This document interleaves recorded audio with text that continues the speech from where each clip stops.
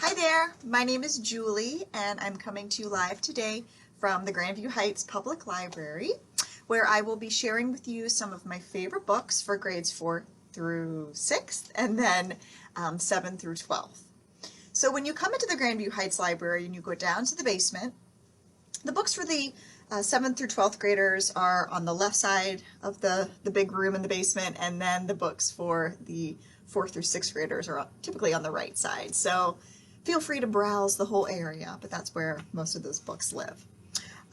It is March, and March is Women's History Month, so a lot of the books that I'll be sharing are about strong women, strong young women.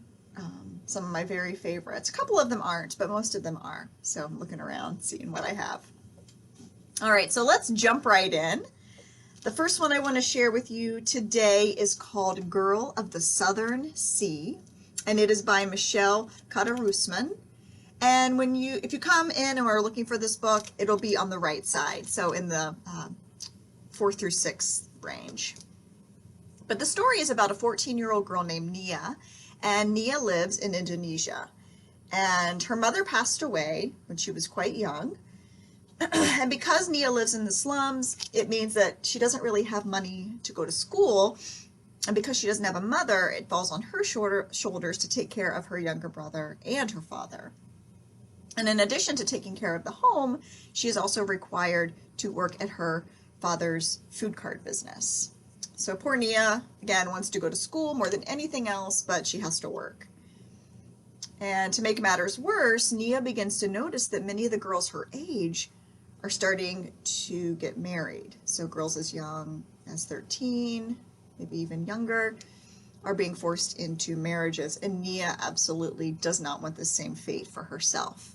And then a bit of good luck comes her way, and she is hoping this will be her way out of such a situation. So again, it's about a 14-year-old girl in Indonesia, and she is not interested at all in an arranged marriage. Oftentimes the fiance is significantly older than the young girl, which makes it even worse. So yeah, Girl of the Southern Sea. All right, and then this is a graphic novel, which some of you may have read already. It's called Twins by Varian Johnson and Shannon Wright.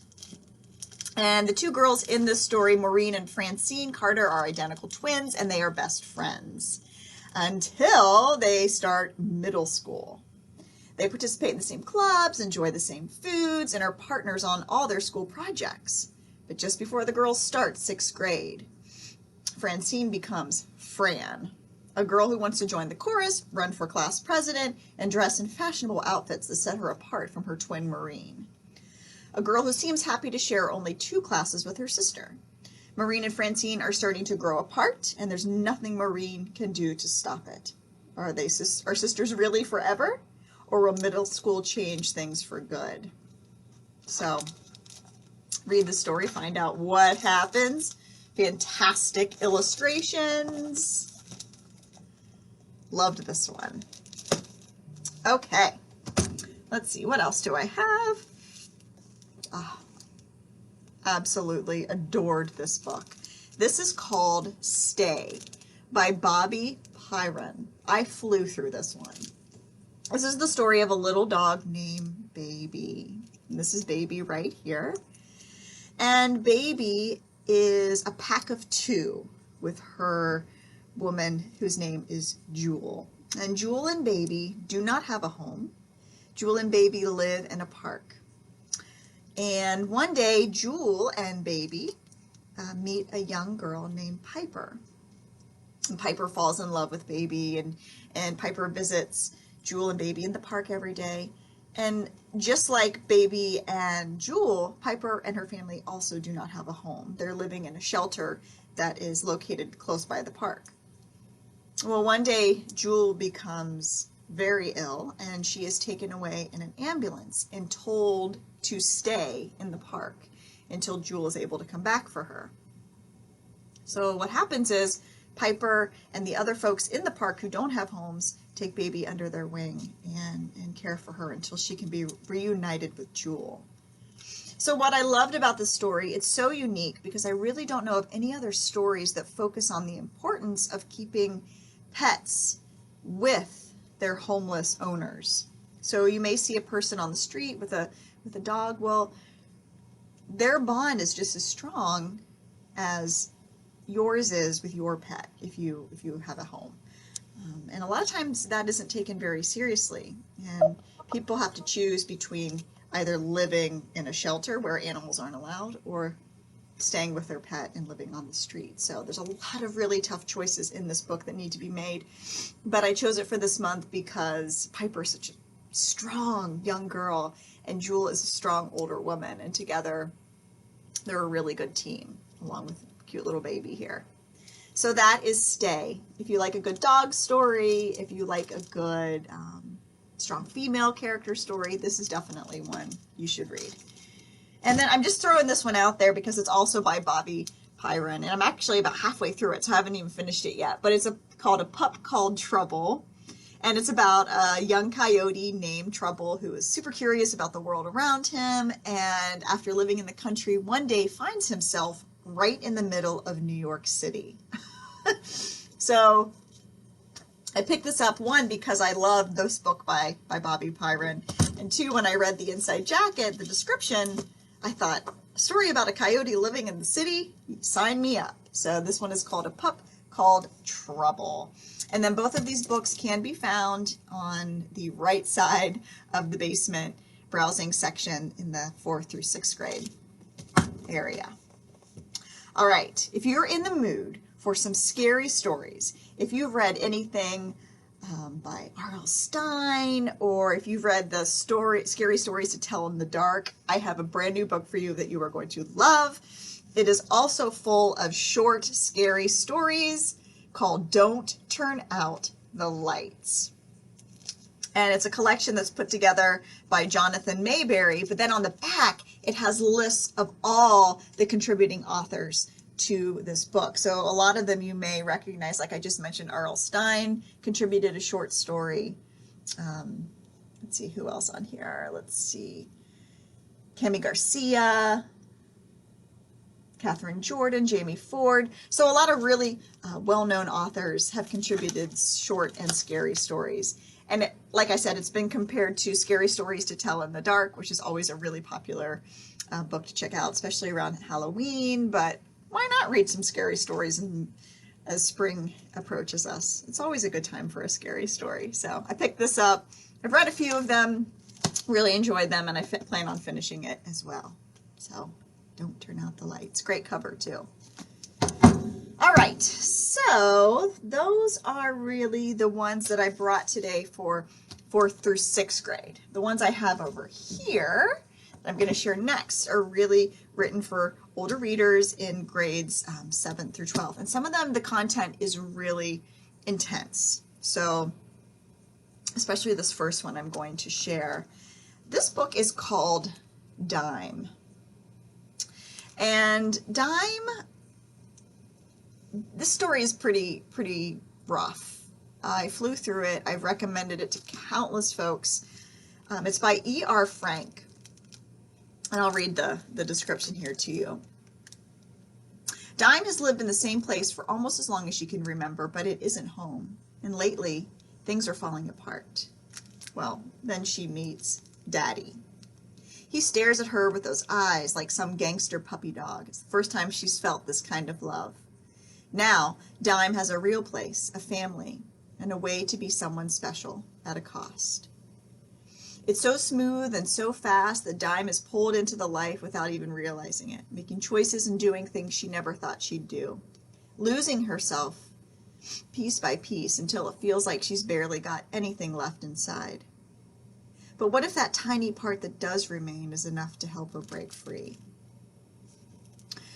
This book, like I said, is in the left side of the basement for readers 7th through 12th grade, but really I would recommend it for upper high school and young adults. So it's intense. It was very haunting, kept me up at night. It's about a young girl who finds herself on the street and is manipulated by a lot of men that she encounters. So reader beware, but it's a good one. And then this one, called Copper Sun by Sharon Draper,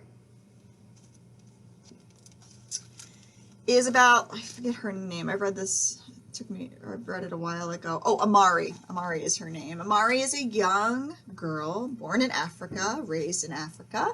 She's happy in her village. The time that this story takes place, I believe, is during slavery time in the United States. So it's probably the 1800s. It doesn't ever really say specifically. But when pale strangers enter 15-year-old Amari's village, her entire tribe welcomes them. For in her remote part of Africa, visitors are always a cause for celebration. But these strangers are not here to celebrate. They are here to capture the strongest, healthiest villagers and to murder the rest. They are slave traders. And in the time it takes a gun to fire, Amari's life as she's known it is destroyed, along with her family and village. Beaten, branded, and dragged onto a slave ship, Amari is forced to witness horrors worse than any nightmare and endure humiliation she had never thought possible, including being sold to a plantation owner in the Carolinas who gives her to his 16-year-old son Clay as his birthday present. Now survival and escape are all Amari dreams about, as she struggles to hold on to her memories in the face of backbreaking plantation work and daily degradation at the hands of Clay. She finds friendship in unexpected places, and she must learn to find a bit of joy in this nightmare that surrounds her. This is a beautiful story. You are just cheering Amari on from page 1. The horrors of the slave trade. Every time I read something about it, it's just like, you know, how is this something that we could have done to our fellow human beings? But it really tells it well. It's also the Coretta Scott King winner, Once Upon a Time. So check it out, guys. You will not be disappointed. It's a beautiful story. Amari is a strong character, and yeah, highly recommend. All right, moving on over to a book called The Burning. This is a newer one, and it's by Laura Bates. Oh, I forgot to mention real quick, Sharon Draper, as many of you may know, is an Ohio author, so it's always fun to read an author close to home. Okay, back to this one, The Burning. New school? Check. New town? Check. New last name? Check. Social media profiles? Deleted. Anna and her mother have moved hundreds of miles to put Anna's past harassment behind them. She hopes to make a fresh start somewhere no one knows her. But then rumors and whispers start, and Anna tries to ignore what is happening by immersing herself in a history project about Maggie, a local woman accused of witchcraft in the 17th century. As Anna identifies with Maggie and develops newfound friendships, she finds a voice to face her tormentors. This is a story all about online bullying and the nightmare that it can put a person through. And what I really liked about this story is the way the author intertwines the history of the Salem witch trials and the burning, or the, sorry, not the burning, the way that we persecute online bullying, people that are being bullied online. Sorry, that came out weird. But the similarities between the two things are really quite extraordinary. So I would highly recommend this one. Also flew through it.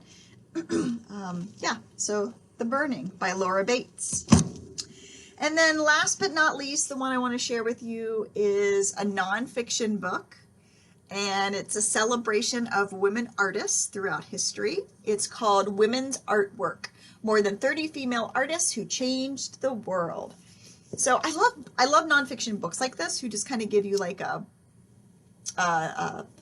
just a little taste of what the topic is. So each page has information about the author itself or herself, and then a little bit of an example of their work. Talks about women of color artists throughout history that you may have never heard about because they were kind of pushed to the side. There's some really fantastic photographs in here by different artists and some gorgeous paintings. This is Gwen John, who lived from 1876 all the way up until 1939. Gives about information about where she was born, her style of art. So yeah, I love this one. It's just great to flip through, you know, learn a little bit here and there, come back to it when you're ready. All right, well, that is everything I have today. Oh, written by Sophia Bennett, and then the illustrations are by Manjeet Thap. So let's go through them one more time. Women's Artwork, our nonfiction feature of this book talk. The Burning by Laura Bates, an intertwined story of the Salem witch trials and modern-day online bullying. Copper Sun by Sharon Draper. We follow along with the main character Amari from Africa, a slave ship, all the way to the plantation where she lives. So that one's historical fiction. Dime by E.R. Frank is a realistic fiction about a young girl who finds herself on the streets and is manipulated by the men that she encounters. Definitely realistic fiction. And then the books for the younger readers, Don't Turn Out the Lights, a collection of scary stories. And then the two animal stories, Stay, about a houseless pup and his owner. And then A Pup Called Trouble, a story about a coyote lost in the big city of New York. The graphic novel is called Twins, about two sisters who two twin sisters who start to realize as they enter middle school that things aren't how they've always been. And then the last one here, Girl of the Southern Sea, is about a young girl named Nia who's 14 years old, lives in Indonesia, and is trying to get an education and escape from being forced into a child marriage. So those are the books. Thank you so much for joining me today. Thank you for listening and for hanging in there through this entire book talk. And I will see you again soon. All right, we'll see you at the library. Take care.